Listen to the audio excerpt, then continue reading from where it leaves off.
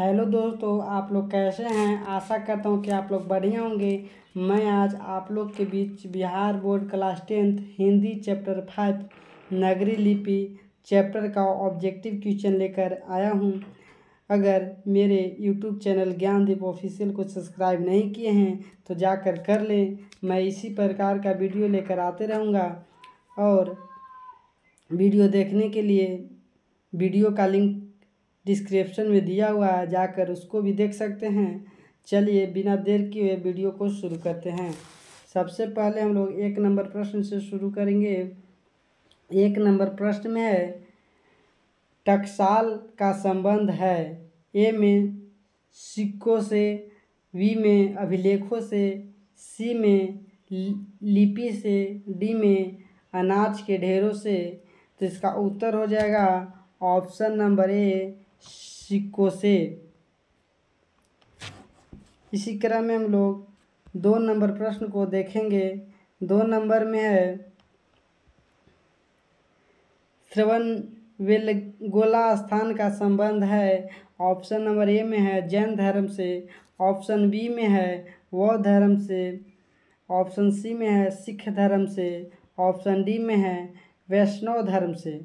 इसका उत्तर हो जाएगा ऑप्शन नंबर ए, जैन धर्म से। इसी क्रम में हम लोग 3 नंबर प्रश्न को देखेंगे। 3 नंबर में है, किस शासक ने अपने सिक्कों पर राम सीता की आकृति और नगरी लिपि में रामसीय शब्द अंकित करवाए थे। ए में है शेरशाह सूरी हरिहर, बी में है हरिहर, सी में है अकबर, डी में है चंद्रगुप्त द्वितीय। तो इसका उत्तर हो जाएगा ऑप्शन नंबर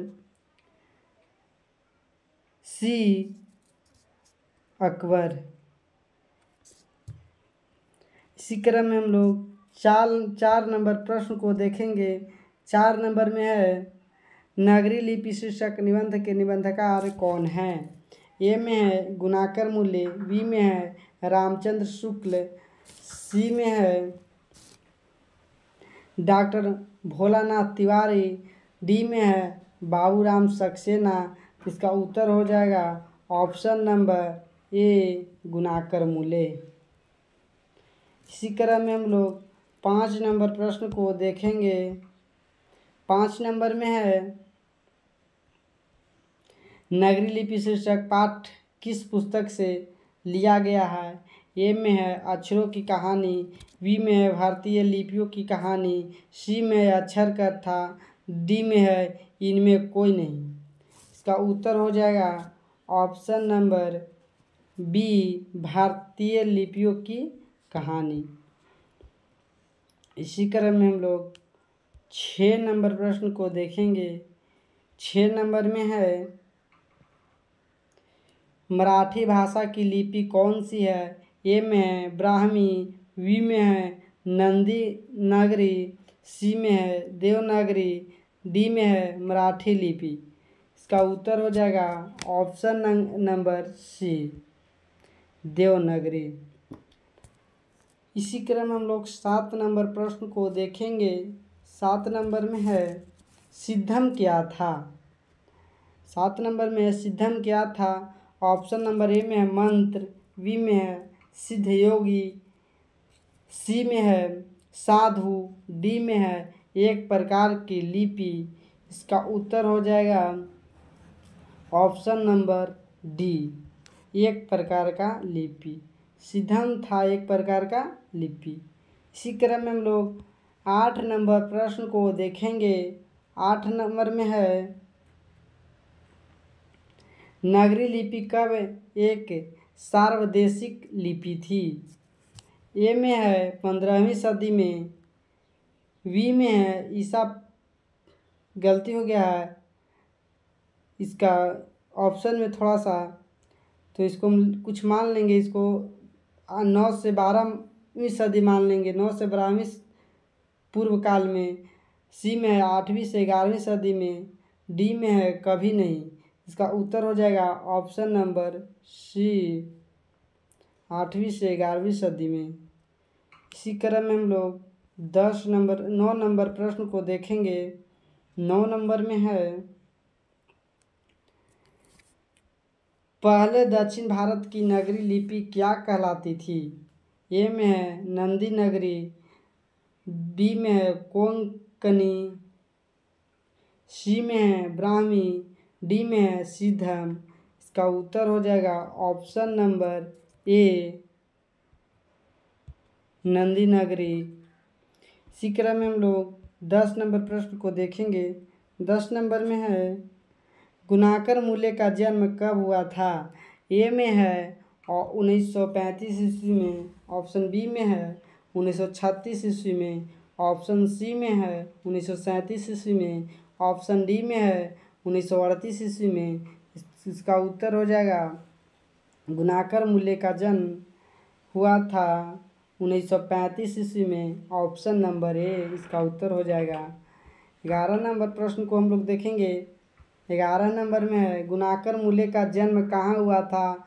ए में है केरल, बी में है तमिलनाडु, सी में है महाराष्ट्र, डी में है उत्तर प्रदेश। इसका उत्तर हो जाएगा option number C Maharashtra. Gunakar Mule का जन्म महाराष्ट्र में हुआ था। इसी क्रम में हम लोग 12 नंबर प्रश्न को देखेंगे। 12 नंबर में है, गुणाकर मूल्य ने किस पुस्तक में पुरानी लिपियों की विस्तृत जानकारी दी है? ऑप्शन ए में है संस्कृत, ऑप्शन बी में है अक्षर कथा, ऑप्शन सी में है प्राचीन भारत का इतिहास, ऑप्शन डी में है पुरालिपिशास्त्र। इसका उत्तर हो जाएगा ऑप्शन नंबर बी अक्षर कथा। इसी क्रम में हम लोग 13 नंबर प्रश्न को देखेंगे। 13 नंबर में है, गुप्तों की राजधानी को क्या कहा जाता होगा? ए में है पाटलिपुत्र, बी में है कुसुमपुर, सी में है बिलासपुर, डी में है देवनगर। इसका उत्तर हो जाएगा ऑप्शन नंबर डी देवनगर। इसी क्रम में हम लोग 14 नंबर प्रश्न को देखेंगे। 14 नंबर में है, गुणाकर मूल्य ने विभिन्न विषयों पर कितने निबंध लिखे? ए में है 1500 से अधिक, बी में ऑप्शन बी में है 2500 से अधिक, ऑप्शन सी में है 3500 से अधिक, ऑप्शन डी में है 4500 से अधिक। इसका उत्तर हो जाएगा ऑप्शन नंबर बी, गुणाकर मूल्य ने 2500 से अधिक निबंध लिखे थे। इसी क्रम में हम लोग 15 नंबर क्वेश्चन को देखेंगे। 15 नंबर में है, भारतीय लिपियों की कहानी किनकी प्रसिद्ध रचना है? ए में गुणाकर मूल्य, बी में नलिन बिलोचन शर्मा, सी में महादेवी वर्मा, डी में सुमित्रानंद पंत। इसका उत्तर हो जाएगा ऑप्शन नंबर ए गुणाकर मूल्य। इसी क्रम में हम लोग 16 नंबर प्रश्न को देखेंगे। 16 नंबर में है, नगरी लिपि शीर्षक पाठ साहित्य की कौन सी विधा है? ए में है साक्षात्कार, बी में है निबंध, ऑप्शन सी में है भाषण, ऑप्शन डी में है कहानी। इसका उत्तर हो जाएगा ऑप्शन नंबर बी निबंध। इसी क्रम में हम लोग 17 नंबर प्रश्न को देखेंगे। 17 नंबर में है, दक्षिण भारत की नगरी लिपि क्या कहलाती है? ए में है देवनागरी, बी में है ब्रह्मनागरी, सी में है नंदी नागरी, ऑप्शन डी में है विजयनागरी। इसका उत्तर हो जाएगा ऑप्शन नंबर सी नंदी नागरी। इसी क्रम में हम लोग 18 नंबर प्रश्न को देखेंगे। 18 नंबर में है, 10वीं-11वीं सदी में व्यापार संबंध के बारे में बताया है। ए में है अकबरनामा, बी में है शाहनामा, सी में है पद्मावत, डी में है रामचरितमानस। इसका उत्तर हो जाएगा 18 नंबर का ऑप्शन नंबर सी, पद्मावत। इसी क्रम में हम लोग 19 नंबर प्रश्न को देखेंगे। 19 नंबर में है, दक्षिण भारत में द्रविड़ भाषा परिवार की कौन सी भाषा सबसे प्रसिद्ध है? तमिल, ए में तमिल, बी में तेलुगु, सी में मराठी, डी में कन्नड़। इसका उत्तर हो जाएगा ऑप्शन नंबर ए, तमिल। दक्षिण भारत में तमिल भाषा प्रसिद्ध है, बोली भी जाती है बहुत ज़्यादा। इसी क्रम में हम लोग 20 नंबर प्रश्न को देखेंगे।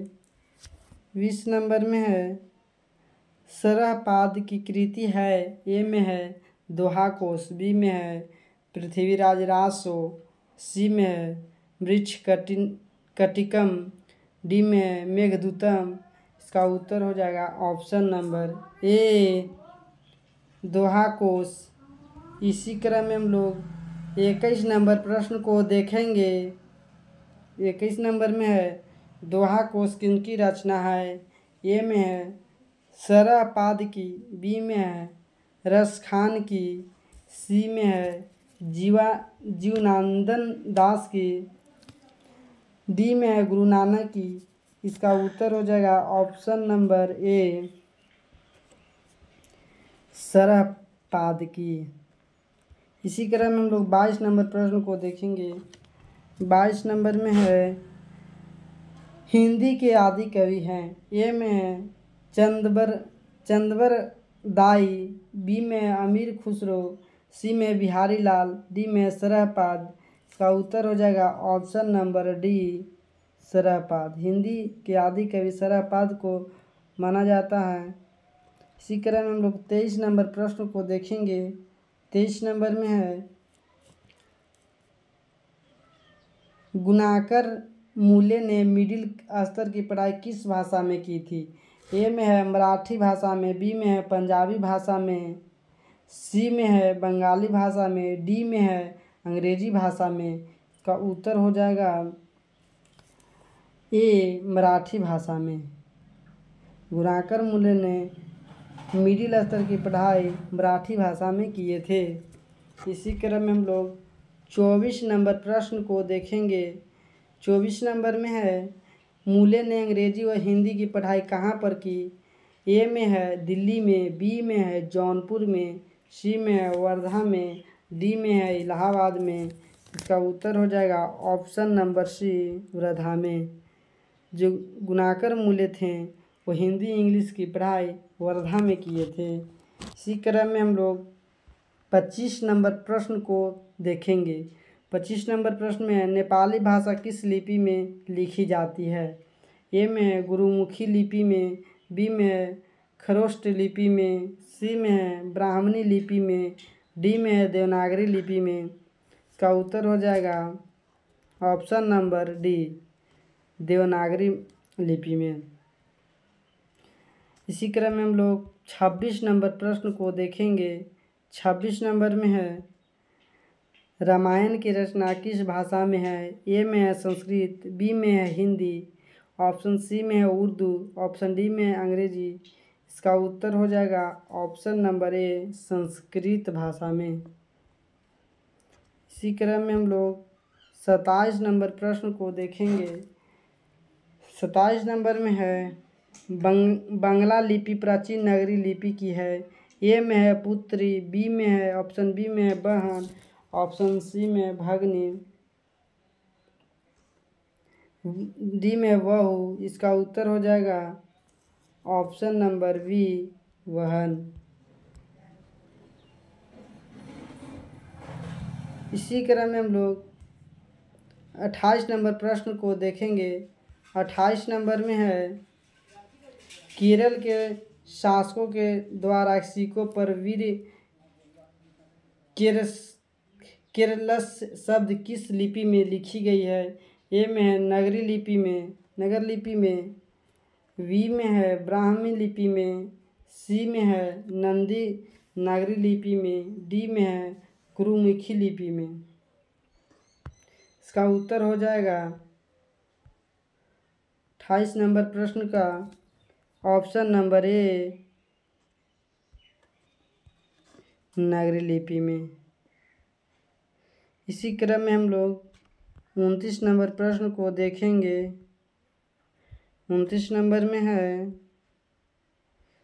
पहले पहल किन राज्यों के लेखों के लिपि का ही नंदी नगरी नाम दिया गया था। 29 में है, ऑप्शन ए में है देवगिरी के राजाओं का, ऑप्शन बी में है विजयनगर के राजाओं का, ऑप्शन सी में है राष्ट्रकूट के राजाओं का, ऑप्शन डी में है चोल राजाओं का। इसका उत्तर हो जाएगा ऑप्शन नंबर वी, विजयनगर के राजाओं का। इसी क्रम में हम लोग 30 नंबर प्रश्न को देखेंगे। 30 नंबर में है, किसे देवनागरी की संज्ञा दी गई है। ए में है प्रयाग, बी में है ऑप्शन बी में काशी, ऑप्शन सी में है मथुरा, ऑप्शन डी में है उज्जैन। दोस्तों देवनागरी की संज्ञा काशी को दी गई है। इसका उत्तर हो जाएगा ऑप्शन नंबर वी। इसी क्रम में हम लोग 31 नंबर प्रश्न को देखेंगे। 31 नंबर में है, मालवा में नगर लिपि का इस्तेमाल होता है ऐसा किसने कहा। ए में है अल्बेरुनी ने, ऑप्शन बी में है इबन बतूता ने, सी में है मार्को पोलो ने, ऑप्शन डी में है देवराय प्रथम ने। इसका उत्तर हो जाएगा ऑप्शन नंबर ए, अल्बेरुनी ने। इसी क्रम में हम लोग 31 नंबर प्रश्न को देखेंगे। 31 नंबर में है, 32 नंबर प्रश्न को देखेंगे। 32 नंबर में है,